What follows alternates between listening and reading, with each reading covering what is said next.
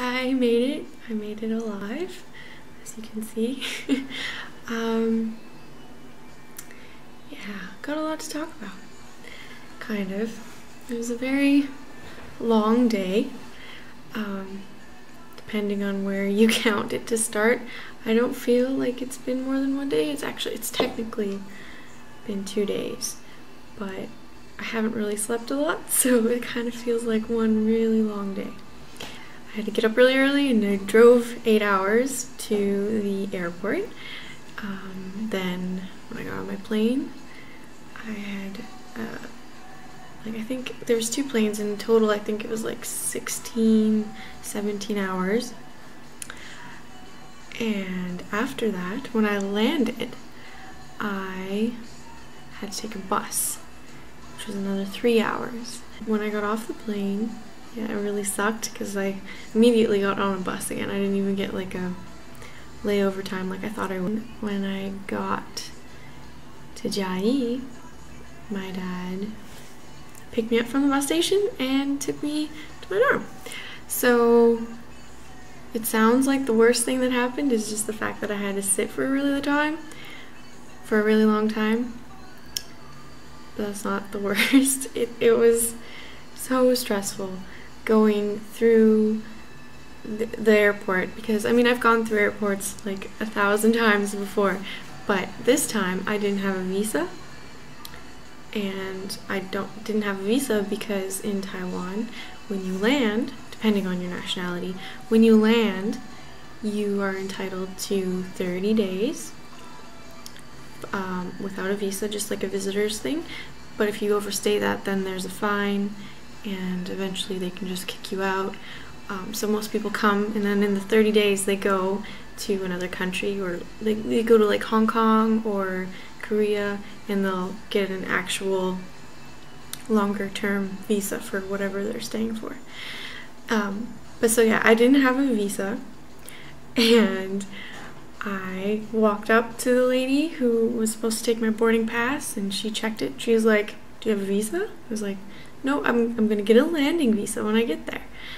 And she told me that that was impossible, and that I had to either not go, or I had to buy a return ticket, because if I had a return ticket from Taiwan, then they would know I wasn't gonna overstay, you know, the 30 days.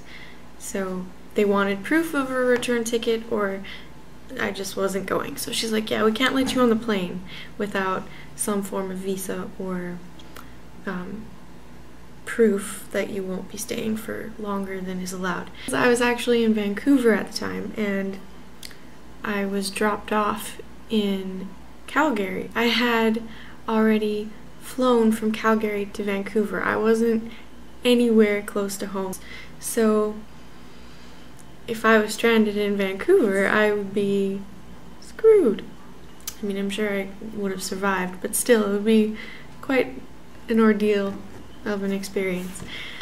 Anyways, it got resolved, obviously, because I'm here, but I don't know how, and I don't know why. She called the main guys in the front office or whatever of the airport, and they said that I was allowed on the plane, but the hitch is that once I got to Taiwan, if they didn't approve of me not having a visa and me not having proof that I'd be leaving, then it was their problem, you know, that the people in Vancouver didn't have to worry about it, just put me on the plane, and if it was an issue, then it would be dealt with once I got here.